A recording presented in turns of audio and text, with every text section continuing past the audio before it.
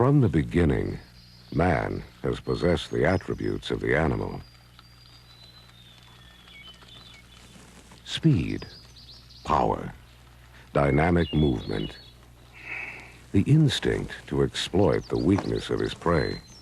And from his human inventiveness came weapons that could puncture and slash his enemy's flesh.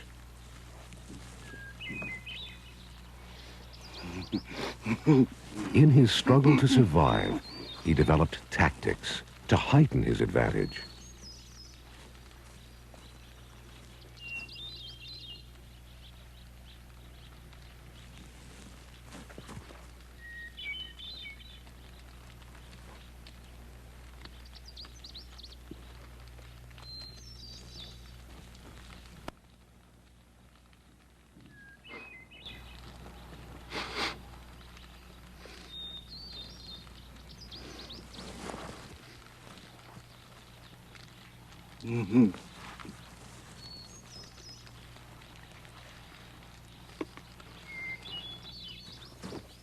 Gradually, man created a knife culture, which has changed very little as it has cut its way through time.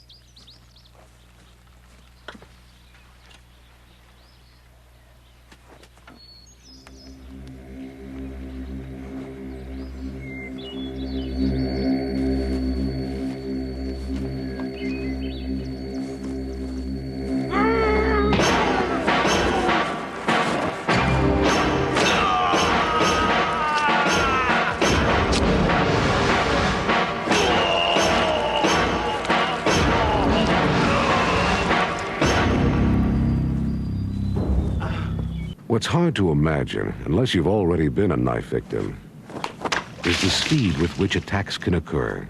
Switchblades and gravity blades can be drawn and used instantly. Folding blades, like buck knives, can be locked in place when drawn, even with one hand. Watch how fast someone who's really skilled can get into action with a knife. And concealment can be almost anywhere.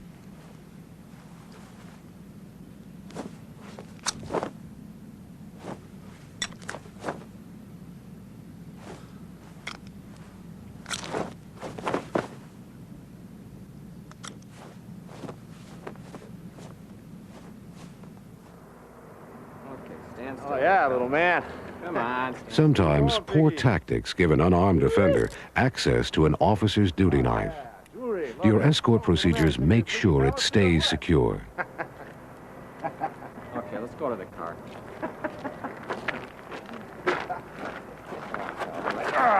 Hey! Come on. Hey, little pinky.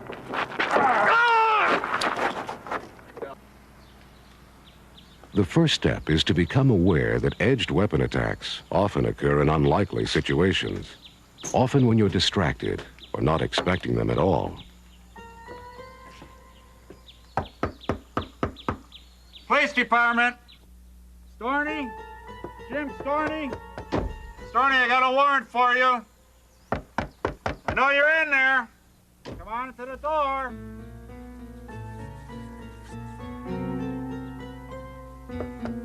Storney, open up.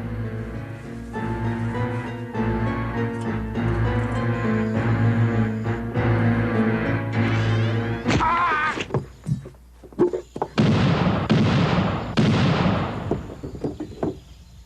Where are you guys? What's going on? Tactics designed to defeat traditional physical control measures are widely available and taught to civilians. A basic concept for countering obstacles is simply to redirect the edged weapon and keep attacking from another angle. The basic perception if you get into a knife attack is there's going to be one single thrust. You're going to cleanly and effectively block it, and that's going to be the end of it. You're going to apply a little bit of your academy-taught self-defense. You're going to bend that knife out of his hand and arrest the bad guy, and that's the end. It doesn't work that way, sports fans. Things go from bad to horrible real quick. Right away, you're in deep shit. You're in bad shape. You're in a bad place. Faster than you ever perceive it happening to you.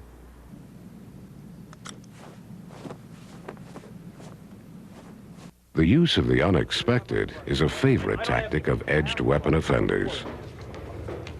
I told you 3 times to stop bothering the customers. This time you're going to jail. Why don't you leave me alone, man? Why don't you back off? No, this time you're going to jail. You're too close.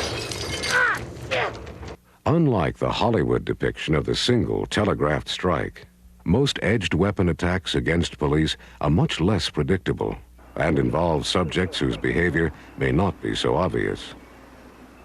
You're safest to treat any call as having some potential for an edged weapon attack.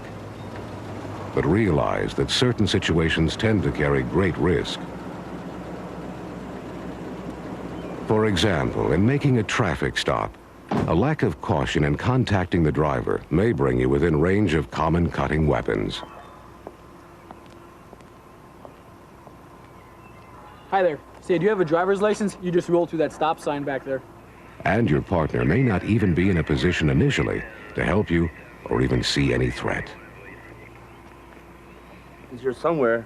No problem. Something with your photo, name on it, that'll be fine.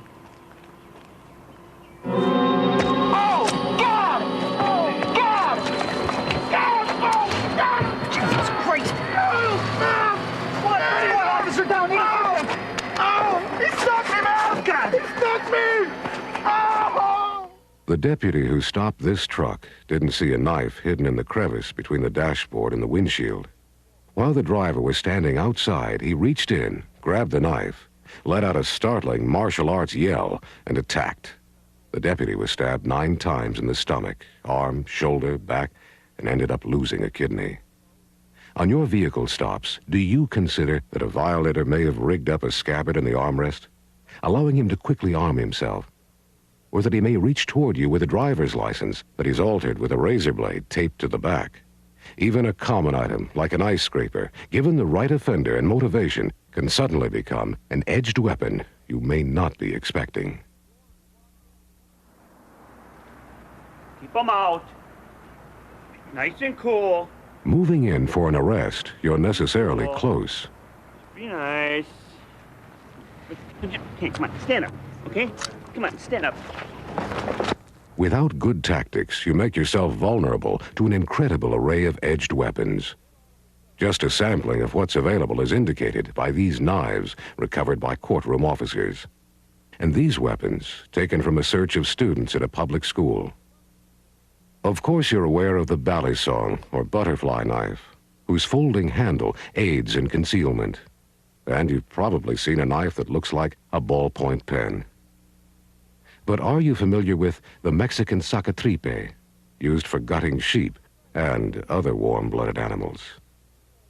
Or the butane lighter holder that conceals a push knife in back? Or the bracelet that pulls open into a knife? This commercially available rig gives an offender ready access to throwing darts hidden up his sleeve. This kind of money clip has more of a point to it than just holding cash. And a carrier like this, easily hidden under a shirt, can quickly arm a suspect with this wicked weapon. Tonto knives, among the deadliest fighting knives, have incredible penetration capability because of their special blade configuration. Plus, they can be used to crush a human skull. The ballistic knife can either be used for conventional slashes or stabs, or fired with deadly results by a powerful spring in the handle. There's also hidden danger in this lipstick tube, popular with prostitutes. Also sold on the open market is this key that opens into a knife, and this bear claw necklace. Adding to the threat are a host of improvised weapons, sunglasses that can be flicked to poke out your eyes, fish hooks hidden in earrings or stuck through pant legs to rip your fingers on a pat-down, boots with protruding spikes, a baseball cap with razor blades sewn to the back, which can be swung by the bill to cut your face. Even something like this mace, made by a teenager with lead and spikes in his workshop. Yet it's easy to forget the possibility of being confronted by one of these, isn't it? The rule remains, distance is your best defense unless adequate cover is available. Once you see the attacker, create a reactionary gap by enforcing voice commands or by using the unexpected, or consider full-scale disengagement. Police! Police department! Do you watch all the people who may be at the scene? You guys are making a lot of noise. What is the problem? Do you stay aware of everything around you that could be a weapon?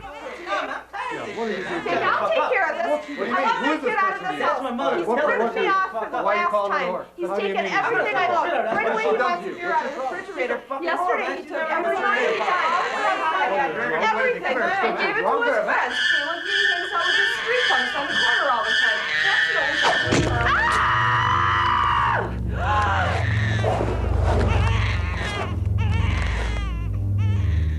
Common household items can produce extreme damage.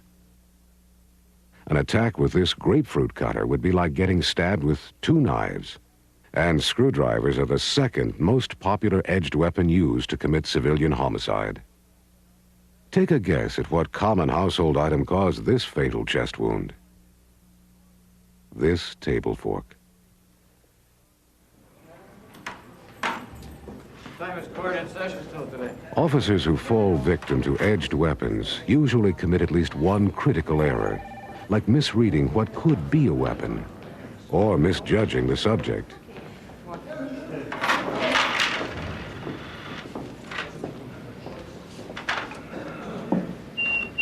Let's try it again. This time, why don't you leave the pens in the tray before you come through? Sure.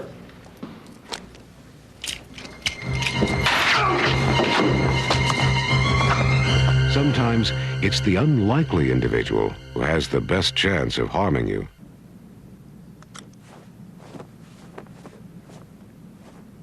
When you can control the reactionary gap, you create time by creating distance. Time to compute your force options, and time to communicate with the potential attacker. Here's my license. Why don't you come get it? Drop the knife. Fuck you. I said, drop the knife. Oh, okay, just kidding. Hi, you called? Yes, sir. I'm the manager. There's a woman getting raped in apartment 24 right now. This is a passkey. I don't want to get involved in it. There's a couple of doors on the right-hand side. Room 24? Yes, sir. Okay, we'll check it out. We'll let you know what happens. Thanks, sir.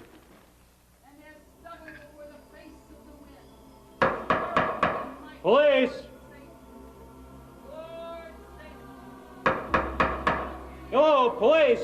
Of course, you'll want to preclude or eliminate the possibility of using some lower level of force.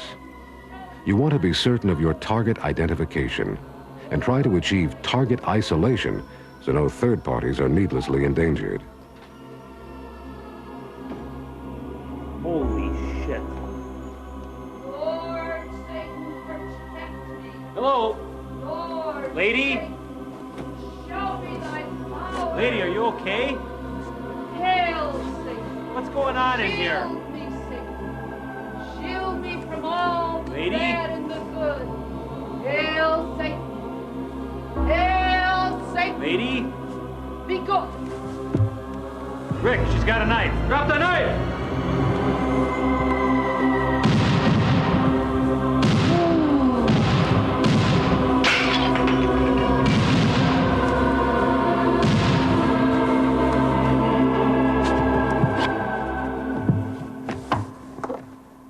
When you do have to use your firearm, remember this acronym, SMENS. When you can't create or maintain distance, or you have no other choice, you may have to know effective unarmed defense as a last resort. But be aware of extensive misinformation on this subject. Hey, man, what are you doing here? Standing around. Well, why are you standing here and not on some street corner somewhere? Free country, man. I can stand where I want. Well, I don't like that. Let me see what's in your hand over here. You got some ID or something, man? I got something for Well, you. let me see. Ah!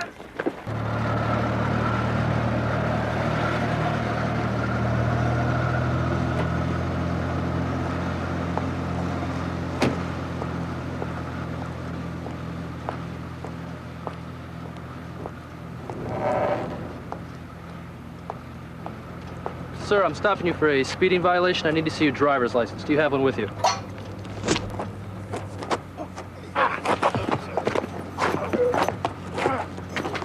Drop! Knife! Sir, don't move. Put your hands. Don't move. Put your hands out to the side. Put them out to the side. Put your palms up. Don't move. Stay right there. If sweep and disengage is not possible, you want to employ the principle of gun. When you can communicate, try to deliver your commands from behind cover and listen for cues to the suspect's psychology. Officer, he's the one that stole the meat. Hold it. Get away from the truck. What do you got under your coat? Some meat, man. Put the meat on the truck. Step away from the truck towards me. I'm gonna need some identification. Here's your ID right here. 835, give me a backup man with a knife, black male. Tate's Food, 27 and National. Throw down the knife. Hey, man, I ain't throwing this knife down. This is special to me, man. Throw down the knife. Nah, this knife cost me a bunch of money, man. 350 bucks. It's a Vietnam commemorative knife. All right, then just place the knife down slowly. It won't get scratched. Slowly place the knife down. All right, I'll do that. I'll mess up my knife. Spring-loaded knives, like the ballistic knife, require a reactionary gap of about 40 feet. Blowguns have been known to be accurate at 70 feet.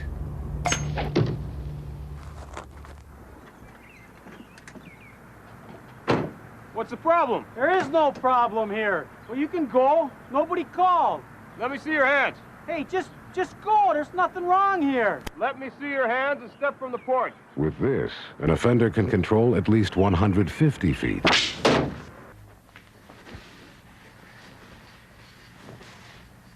Outside prison, there are those with martial arts training who prefer the edged instrument over other weapons because of its silence. It never jams, never has to be reloaded, and it doesn't leave a ballistic residue.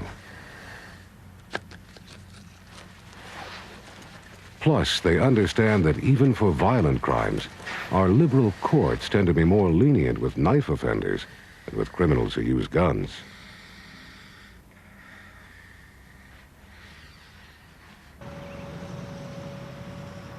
Unfortunately, a suspect's type may not always be obvious to you as a warning sign. Especially when nothing seems out of the ordinary, and when low light level or fast action make it difficult to see his weapon. These problems, of course, are multiplied when an edged weapon offender has backup.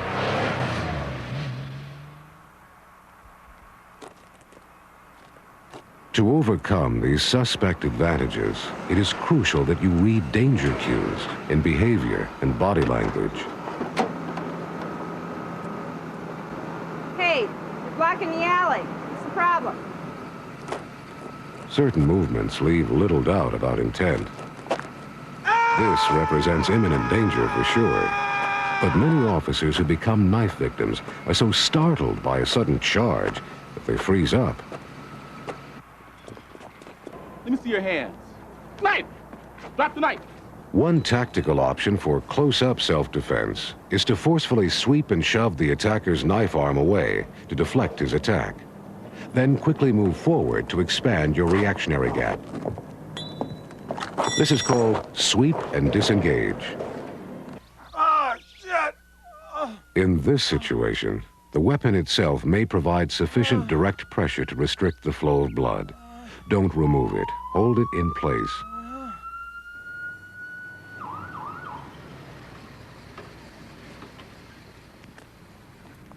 You guys have any idea as to where the officers are at? I don't know. This is the location they gave us. Well, why don't you check with your dispatcher and make sure this is the correct address? And then why don't you check continuing this way for me? I'll cross the street and check behind you. Sounds good. Okay. When you do call for assistance, be specific about your exact location and injuries.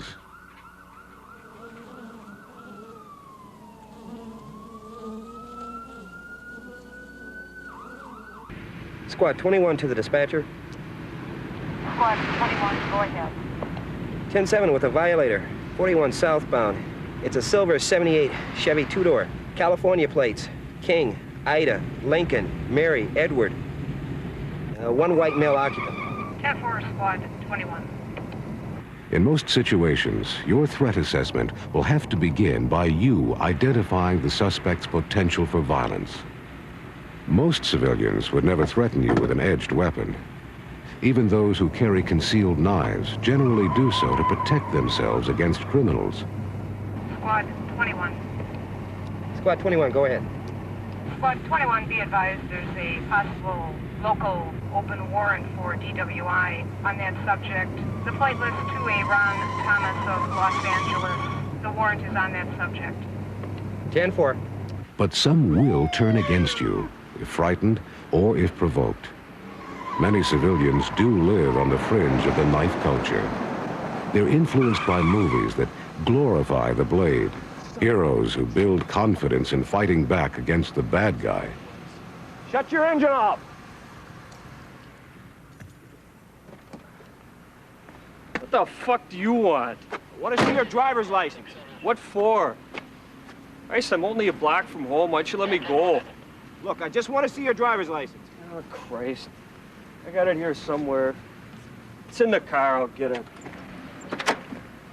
Most people have drawn inner boundaries they don't want crossed. And sometimes the blade is there to guard those boundaries. Here's my license. Why don't you come and get it? Another clue to assessing threat potential is how the subject is holding the edged weapon once it becomes visible. A knife held point first with a loose grip may telegraph an attempt at an underhand or slinging throw. The saber hold is for throwing overhand and is generally even less effective. But it is more powerful and may cause injury even though the knife doesn't stick.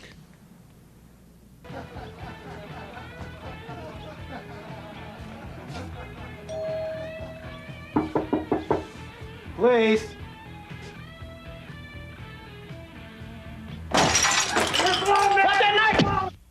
The underhand grip lets an attacker slash as well as stab.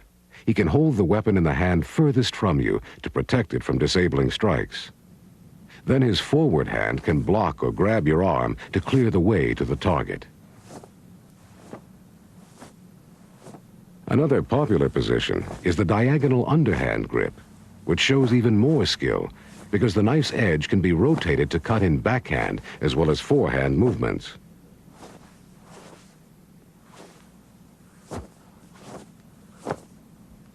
Many targets are vulnerable to this technique.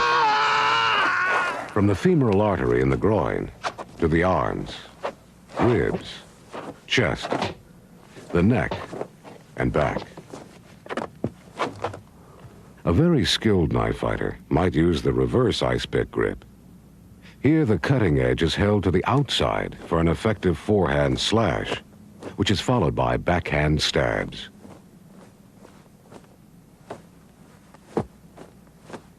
The crucial tactic for your buying time to assess a suspect and to protect yourself against an edged weapon you don't immediately see is this: control distance. A third type of behavior usually occurs as a defensive reaction by an offender. The taunting gesture. Get away from here. Get out of my house. Drop the razor! Drop it! What he's telling you is, don't invade my space or I'll attack you.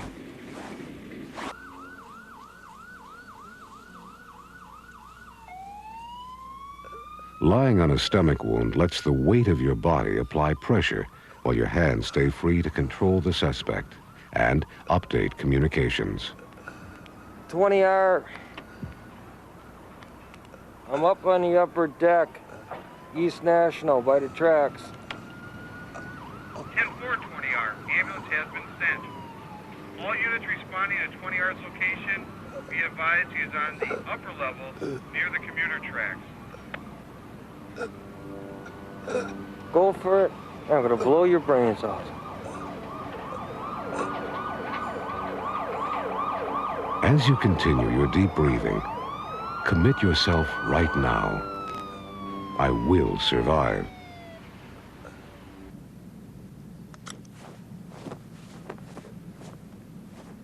You have to just pull that strength from within you, either through fear, through the desire to go home to your family, or through hatred. Three things kept me going during that thing. The first thing was the conscious effort to keep after this guy. The second thing was I just don't like to lose. And the third thing was that the people that lived in that house were friends of mine. If I didn't have enough of a responsibility as a policeman, I had an even bigger responsibility as a friend. So I just kept on, and it worked out. When they finally took me to the hospital, I was in bad shape. I had a blood pressure of 60 over nothing. I was literally dying right there on the lawn. I was scared to death. I remember one of the things I said to my partner when she caught me when I fell. I said, please don't let me die. You know, don't let me die here. They got me to the hospital, and they performed emergency surgery on my chest to try to reinflate my lung and to try to draw some of the blood out of there. And one of the things I remember out of the whole thing was seeing a priest come in and give me last rites. I'll never forget that. I remember him looking at me, and I remember looking up at him and seeing that white collar, and I just said, God, I don't believe it. I just don't believe it. And I remember him just making a cross on my forehead and giving me last rites. In my mind, I'm never going to die in no ghetto. Absolutely never. If a man turns around and punches me in the head, the fight's on. If he cuts me, the fight's on. If I'm shot, the fight is on. I'm not losing no fight to no scumbag out there in no ghetto. Period. That's it. No son of a bitch out there is going to get me. The only way he gets me is cut my head off, and I mean that.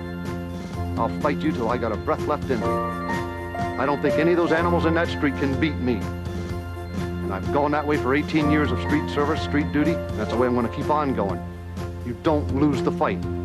After my partner died, I had a lot of calls where I came across edged weapons that people had in their possession, concealed, even as work tools.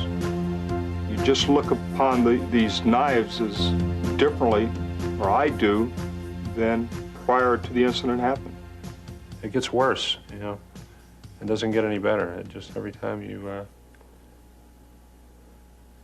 think about it, it gets worse.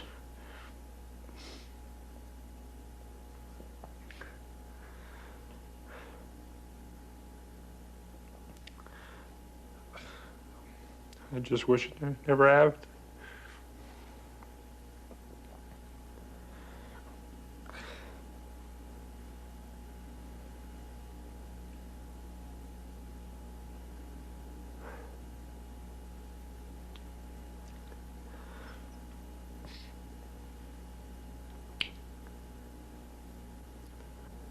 Just don't take a knife for granted. It's a big mistake.